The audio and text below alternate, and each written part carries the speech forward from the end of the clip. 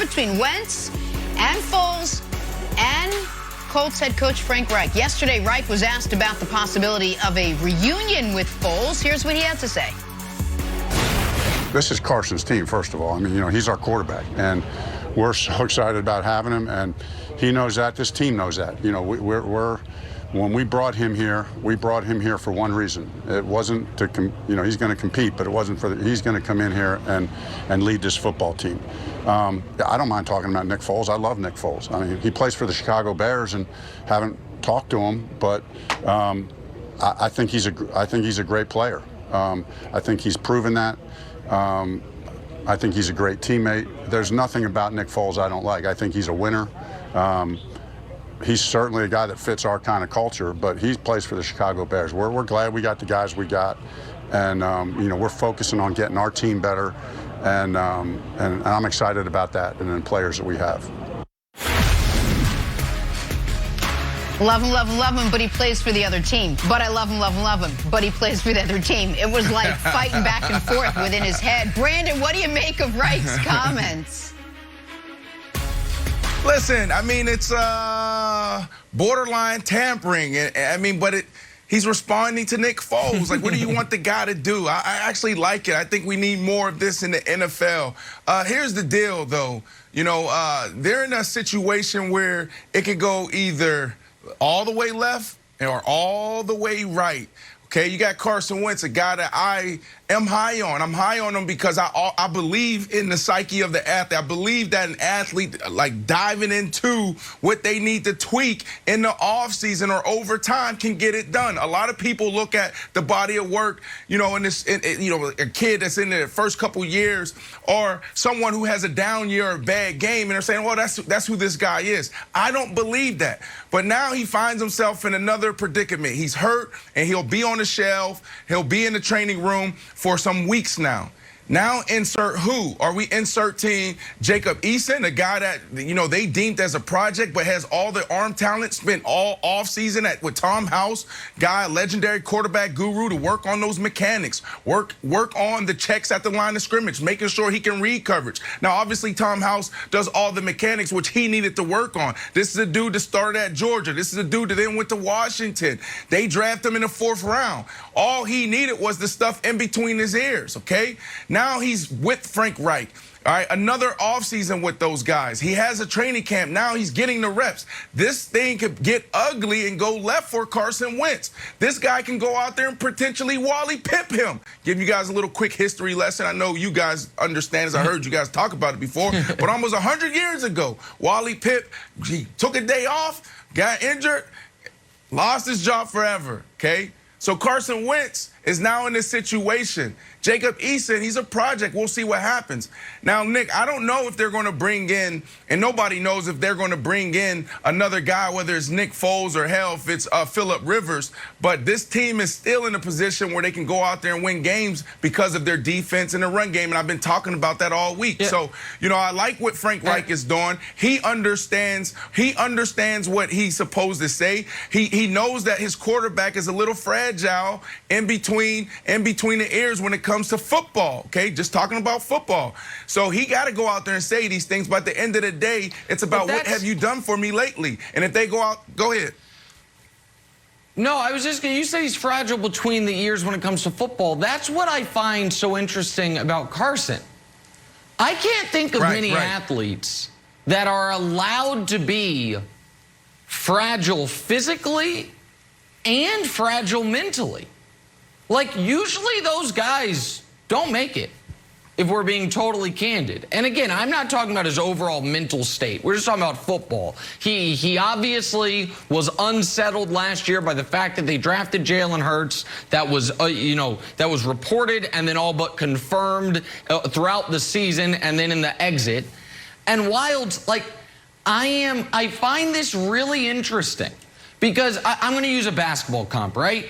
So, Kyrie Irving's body is broken down at different times throughout the career. I think it's fair to say he's a bit of a fragile player because of his size and just his body type.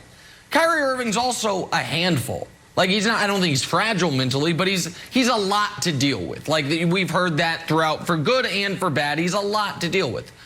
But He's magnificent on the court. There are certain things he does better than arguably any player ever. You could say he has the best handle, the best below-the-rim finishing of any player ever. So you deal with it. I don't know why folks want to deal with it with Carson. It's like we don't know if he's going to be available to us due to injury. And we also have to walk on eggshells when the whole league is built on competing every day for your spot. Nothing is guaranteed. That's right. So he doesn't do, it's not like, but when he's out there, he's amazing. No, he was amazing for 3 months, 4 years ago. So I just don't get it. I don't understand the fascination. And if I'm the Colts, I am saying we have, to Brandon's point, a great defense. I know Quentin Nelson's now hurt, but a potentially great offensive line, right, a good running game. We want to win right now. And if that ends up upsetting Carson Wentz because of the moves we have to make, that's not my problem. You said, go ahead. You said they don't? But I see, that was my takeaway. My takeaway is that they don't want to win right now. Because if you want to win a championship, right now in all of the professional sports leagues, Brandon, we have seen how to do it. You go all in, and you don't worry about your future. The Bucs went all in. They signed Tom Brady. They got AB. They got Gronk. They're like, we're going to win right now. The Bucs of the NBA, hey, let's redo our roster. Let's trade away some draft picks. Let's sign guys before we even sign Giannis to prove that we're winning right now. Yep. The Red Sox are like, oh, Mookie Betts is going to get us all. There's too much money. We're a small market. No, you're not. You should have signed Mookie Betts. The Dodgers like, yeah, we'll take Mookie Betts. And guess what? We bet we can sign him. They signed him to a huge contract. They won right now. What is LeBron James doing? Redoing the entire Lakers roster. You know why? Because I'm 36. And guess what? He wants to win right now. So why are the Colts worried about the feelings or what's going to happen? This is Carson's team. Hey, buddy, that's not right now. The guys literally might be out for 12 weeks. And you know what? If it was in a Vegas board, I would take the over too. I'm just like not a big foot injury guy. I just always nervous. Oh, it's foot injury. I get very nervous. Why, if you could win right now, why not just go get Phillip Rivers? It doesn't make any sense to me. If you want to win right now, you got a great defense, you got a great run game, you got a great offensive line. Granted, you had somebody just get hurt. But if you want to win right now, go and get the best quarterback, try to win week 1, and try to win week 2, and try to win week 3. It's not brain surgery here. Try to win right now rather than thinking about 12 weeks down the road. Wiles, I'm with you, right? And I have that same type of mentality. If I was in position, if I was a general manager, I would embrace the LA Rams philosophy. Remember the Rams, they were like, we're going to go out there right now and get it done. We're going to get like #1 picks doesn't matter to us. Like I'd rather take a #1 pick and go trade that away and get a guy that's producing right now. I can bank on that. So that's what I would do. But here's the deal. Chris Ballard is one of the best general managers, leaders, and managers in all of sports. We don't talk about them enough because they just haven't been able to break through. They haven't been able to break through because the bad luck with the timing, I would say, of Andrew Luck's retirement. Coming in, taking that job, he thought he had his quarterback for another, 10 years? No, that wasn't Andrew Luck's plan. And then Phillip Rivers. I felt like Phillip Rivers should still be there. They couldn't get it done.